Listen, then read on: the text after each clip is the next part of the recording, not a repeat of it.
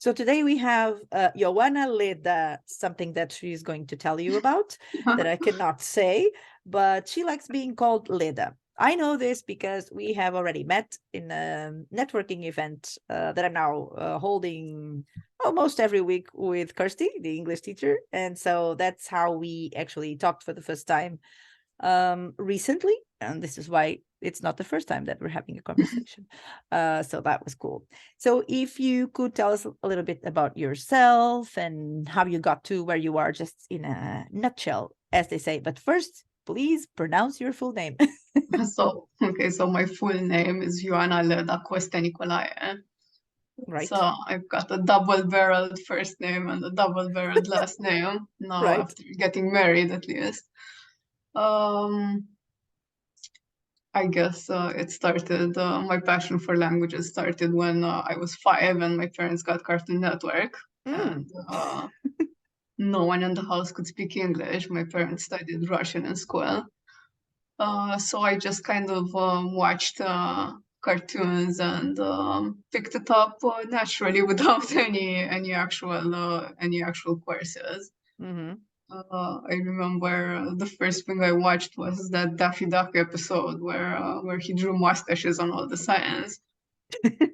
And I also remember going in and asking my parents, what does this word mean, or what does that word mean, and they barely knew themselves. But yeah, that's the How it beauty started. of learning languages when you're a child. They just kind of rub off on you, and then you can speak them. Pretty awesome. Though. Now that I'm learning languages as an adult, not as easy.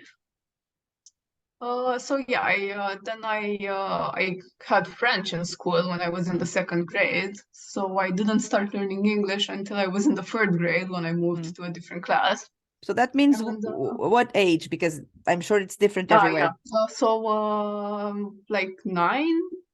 I was already watching cartoons for like 4 years at that point. And you were an expert at that time already. Yeah, in Cartoon weirdly, when I Network. finally got to the English class, I knew English better than most of the people who had actually been studying it for a year, just based on watching cartoons. So yeah, just let your children watch undubbed cartoons if you want them to speak language as well. And my English teacher took a liking in me. She thought I had great potential for languages, and she tutored me until I left for college. And by the time I was like in middle school, I already knew I decided I was going to be a translator and nothing else, because English was pretty much my passion in life. So, and I thought, okay, what kind of careers are open to me with that? And I never really felt like I was cut out to be a teacher. I don't feel I have enough patience. Maybe a teacher for people that are really passionate about English and want to learn it, but I don't feel I could stand in front of a class of jaded kids and still keep my passion for teaching. So yeah. So I thought, yeah, translator sounds good. I like reading. I thought I was going to be a literary translator at that point. I can stay at home, work in my pajamas. Oh, that you sounds wanted amazing. that? Yes, that's exactly what I wanted. Yeah, so then I just did that. I got my BA and my MA in translation. But I read in your LinkedIn profile that your BA and masters, I guess, were called translation and terminology. How present was terminology in those days? It was pretty present. I mean, I did a lot of glossaries. They took up a lot of time. Yeah, it was present in both my BA and my MA. I also did some interpretation during my BA, but only consecutive. And I was decently good at it, but I had to pick between interpreting and translating for my MA, and I just went with translating. Because interpretation didn't seem like your style, or? I just always thought that maybe I'd get into it at some point, but it never really happened after that. Well, might still happen. Yeah, you never know. I might go for it at some point. And then your first job was immediately to go to an LSP, right? Yeah, pretty much. I mean, it took a while to find someone who actually would take someone with no experience. So like, Oh, because it wasn't due to that, arranged by the university? oh no, yeah, no, it was Mm. pretty much we were on our own after graduating, yeah.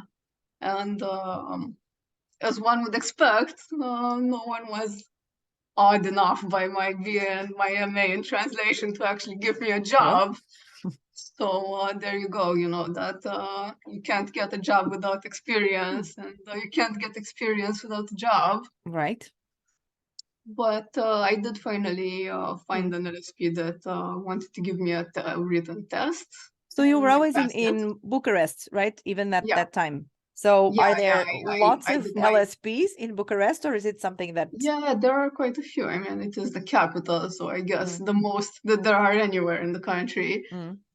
And are they locally owned, or are they like the multiple, the No, they're ones that are like in multiple countries, so or most of our LSPs here are like small boutique Mhm, agencies, like basically family owned, or at least the one where I worked was. mhm, So just a couple of employees, a few in-house people usually doing English and a couple other languages, and everything else is outsourced to freelancers, basically. mhm. So were you working as a translator, or did you have to, like they say, wear a lot of hats?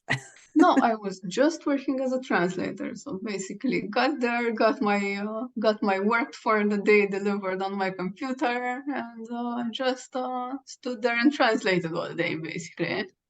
Which Mhm, was yeah, quite the adjustment, honestly, because yeah, 8 hours of translating a day with very intense. not a lot of breaks.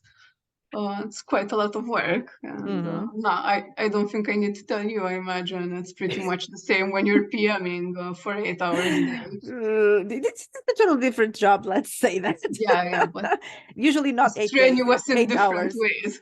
Yeah, it's a bit more than 8 hours usually in big Oh yeah, companies, for example. But anyway, yeah. let's So let's not get when into I that. So did you never thought about actually adding that PM skill while you were there, because I believe that there were a no, few PMs.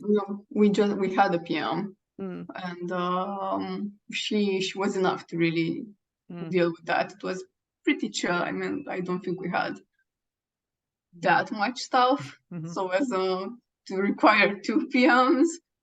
And yeah, I no, see. I don't think I really ever wanted to get into that So it's something aspect of that the industry. didn't even cross your mind at Yeah, that no, point, at not least. really. Mm. What kind of things were you translated? Was it, more public sector? Was it more technology? What kind of things? I think back then I actually did a lot of legal stuff, but I mean, yeah, with obviously with an editor after that, Mm-hmm. because that I think that's a lot of what we focused on in college as well. Uh, and a lot of personal documents because, well, Really? yeah, I think I've done a lot of personal documents in general in my So you career, mean like birth birth certificates, certificates, marriage certificates, car registrations, hmm. stuff like that. But were people like moving to Romania? I think it's mostly for people who, also a lot of like university degrees. I think it's mostly for people who want to move abroad or for people who want to study abroad. Ah, so they were into English, not into Yeah, Romanian. yeah, they were into English. Yeah, mostly they were into English because Mm-hmm. when you speak a language that doesn't have that many speakers, there are definitely not enough native You English told me you're speakers about to. 20 million. What do you mean not many speakers? Not everybody in Romanian is a Romanian native No. speaker? I don't know. Yeah, there are enough of us, but what I mean is there aren't a lot of native English speakers who speak Romanian. Ah, right, sorry. I Yeah. mean, I at least know of like free translators who are native English speakers and translate from Romanian. Mm-hmm. So when you have this huge amount of translation work that needs to get done from Romanian into English, um, Romanians actually trained to translate into English because Mm-hmm. there's really no way around it. Mm-hmm. And yeah, that's a huge part of our our university education as well, like BA and MA programs in translation. They're usually bilingual, so you translate from and into your source language, because those are that's just the situation when there aren't enough native speakers of the other language who speak your language. Because you think it's people are, English speakers are not particularly interested, or they don't have a reason to study Romanian, or they don't immigrate to Romania. Yeah, I think it's probably not being interested, and it's probably not also not that easy to find Romanian courses in their countries, I imagine. Yeah, because we know about our Kirsty, who speaks Romanian. Yeah, I was actually super impressed with Kirsty's Romanian. We've messaged in Romanian on LinkedIn, and she's very good. See, she's a bit of an exception in many things. Yeah, definitely. So she is actually an English speaker who speaks apparently good Romanian. So yes, but they exist. They're out there. There's definitely not enough of. Maybe she will inspire those to go around. She will inspire people to actually do it. But then you got to a point where we're like, oh yeah, I like working here, but 8 hours translating. I have no experience of that, to be honest, of translating for 8 hours. I have done it, but that's never been my job, right? I've never been hired as a full-time translator, and it's not in the cards for me. So it's not happening. It really is a bit much. And now that I'm a freelancer, on most days I can maybe do 5 or 6 hours of translating. So that's why you were like, and then a bunch of breaks. Because you were there for 2 years, I've seen, right? Yeah, like a year and a half, but part of that was working from home. So I just I was in an office only for like 7 months ish, and then I was still an employee, but I worked from home and for less hours. Because that's all you wanted, it was to work from home. Apparently, much, yeah. I've always wanted to work from home. What can I say? I cannot understand that, to be honest. No, I can understand, but for me, it's just forced. It's just not natural. Maybe it's an introvert thing. What can I say? Not sure you're such an introvert, but anyway. So then one day you were like, "No, I'm already working from home. I love this." But what was the real... pretty much. We at some point we just decided that since I was already working from home, it just made more sense for me to just do it on a freelance basis. And you thought it was great. You wanted that. I mean, I was initially super nervous about all of the bureaucracy part of becoming a freelancer and learning how to invoice and doing my taxes and all of that. But I slowly grew into it, and all in all, I think it was the best decision. Yeah, that's what I hear from everybody. So that's great. So then you had that. I've already know this. No, I already know that because you told me the other time. So you still work for that same client, right?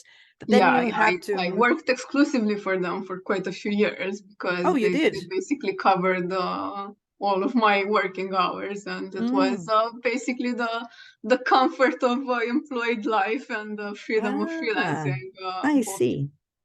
But then what happened for you to branch out I think it was during the pandemic that I really thought having all of my eggs in one basket was maybe not the most solid business plan ever. And I decided I had always thought that I might want to try to find clients abroad. And one of my best friends said, yeah, you should just, go for it. Start meeting some translators outside Romania. Network, see what it's like out there. And that's basically what I did. I decided that I needed to, upgrade my business skills a little bit, upgrade my networking a little bit, and just see what's out there. And you've been doing great, I think, from what I've heard. Yeah. I definitely don't regret it.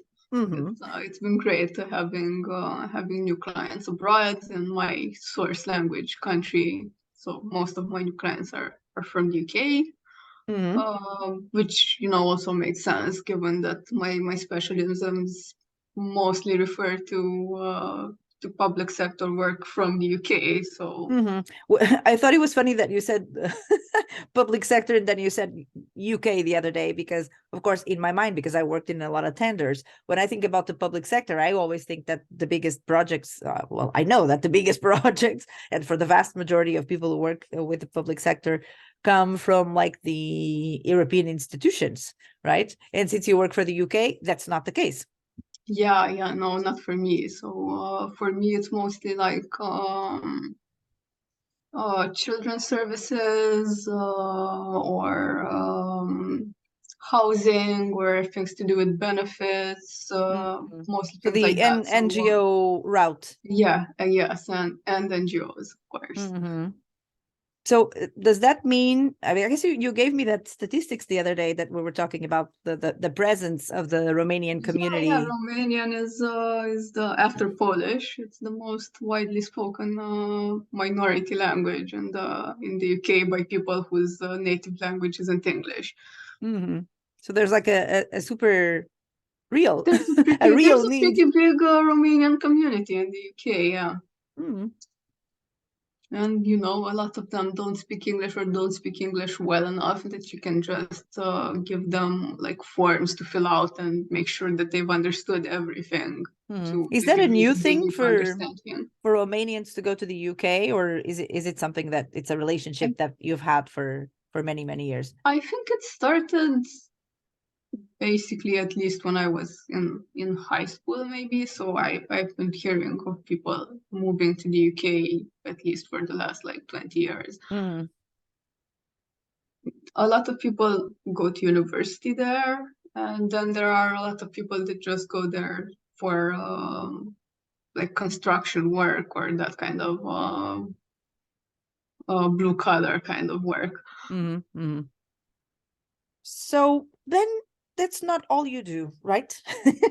You do other things. I've seen that you also work with educational resources, and I'm like, oh, I'm curious about that. What could that be? Well, what kind of resources?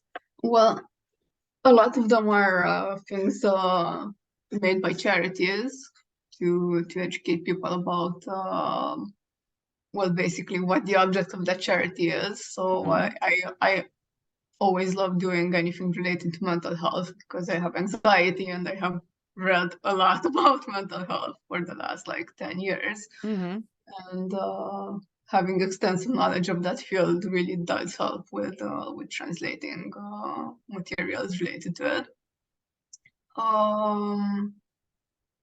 And of course, I also do things generally related, somewhat related to my public sector specialisms, i.e., anything to do with child development, child nutrition, stuff like that. And since a big part of my public sector specialism also has to do with special educational needs, like that might be children with autism or children with educational disabilities or stuff like that. And then you have to translate their occupational therapist report or their speech and language therapy reports so that their parents understand what's going on, what they need to do at home, what kind of exercises they need to do, what kind of resources they need to make available to the child, so to stimulate their learning at home. So I also translate about that as far as educational resources go. And then you say that you, in your profile, you say that you translate children's books. And like, Yeah, that's very special. yeah, I mean, since you I didn't want haven't. to be a teacher, not to be Yeah. around kids so much. Oh, I mean, I guess I do like younger children, or at least I do now with having specialized in this. I've grown to like them. Um, I haven't done a lot of children's books, I'll be honest with you, but I Yes, did a I wasn't few. expecting you to have 100 titles that you have translated, Yeah, because I but guess it's pretty uncommon. yeah.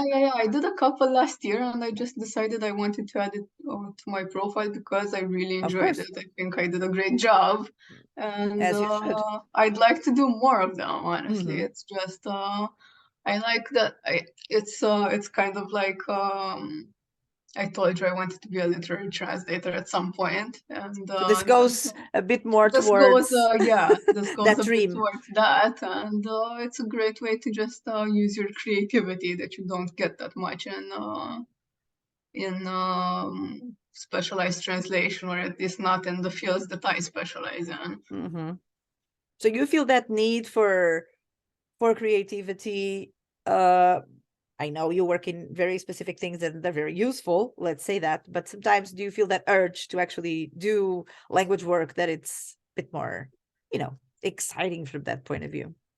Yeah, I think I will- I always think I might go for some marketing translation at some point, because it would be a nice way Mm-hmm. to exercise that creativity muscle a bit more. So you think the big community of Romanian speaking people in English speaking countries, because obviously it's not only in the UK, I suppose. So you think there's going to be a market dedicated to them within those countries? Is that the way it works? Do you have, No, you know, I guess if I did marketing translation, it would just be for the internal for the internal market? Romanian market. Yeah. So you see, everybody out there, Leda is available for that more creative work. So what are you working on right now? What, well, not specifics, of Yeah, course, obviously I but can't give you any specifics. yes, I know. We Uh, can never give specifics. I'm working on a child protection case at the moment, so like Oh, something to do with children who are in foster care, mm. and doing assessments on the extended family to find a connected person foster carer for them. Wow, that's pretty serious.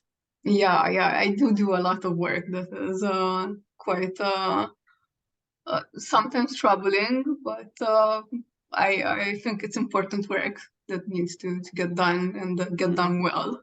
yeah, So yeah. I guess you go the extra mile for those jobs because it's just you know that will have consequences are very real, Yeah, definitely. right? So how do you keep yourself, you know, mentally stable, as they say? So what else do you do when you're not necessarily translating full blown? Because I know that in our jobs, sometimes what happens is that we, at least that's the way I do it, it's like I mix a lot of pleasure with business. Yeah, Because yeah. it's like I like this so much, or I like talking about it so much. Like right now I'm obviously not working because this is more than fun. So I like Mhm. I like this idea that our work is part of our lives, and that our lives is part of our work and all of that. So I suppose all of us who work in languages feel this a little bit, especially if you are like the both of us who are super passionate about learning English and speaking English and connecting with people using our English. And I would say that you probably have other activities that you like doing that are not work related, but that also make you happy and keep you going as a person who works from home happily, which is not my Yeah, case. happily. So I thought I was going to ask you about that guitar, but you already burst my bubble and said that You the can ask guitar me is not yours. about the bookcase. That's more my thing. Those are all mine. So My do husband you only reads books on his Kindle, so I'm the only person who actually buys real paper books? books in this house. So what do? Do you go for walks? Do you live in an area where you can do that? Do you go to museums? What Yeah, kind of things do you do? I'm Do you go actually pretty to fortunate in that networking regard. events and conferences now that is so popular again? I'm only going to conferences remotely, but who Mm. knows? Maybe next year. I keep saying that I'm going to go to one of It's those. like me, next year, next year. Yeah. Basically, I keep saying that I'm going to go to one of the conferences abroad, but then there's all of the planning and buying plane tickets, and I just never end up doing it. I just buy the remote ticket, and that's it. Yes, I understand. Maybe next year. What can I say? I do like attending conferences, though. It's pretty awesome Hmm. seeing fellow translators discuss the topics that they're really passionate about. And it's also a great way to broaden your horizons, I guess, as a translator.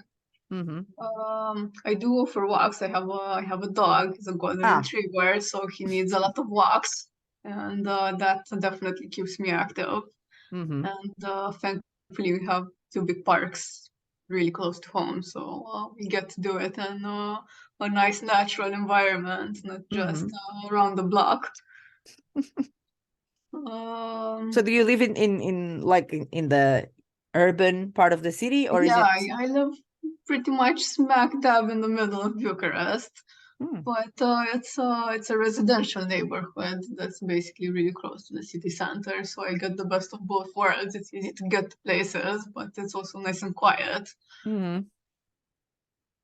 And there's a lot of vegetation where I live, so that's nice because I haven't always lived in this area, and other areas are much more urban, as you'd say, with no parks and all concrete. So yeah, pretty happy to be living in this part now.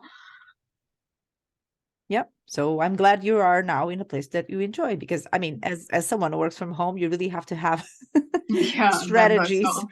in order to just make it happen, or else it's, just things happen in such a way that we can be sitting at the computer all day and still need to be sitting at the computer some more.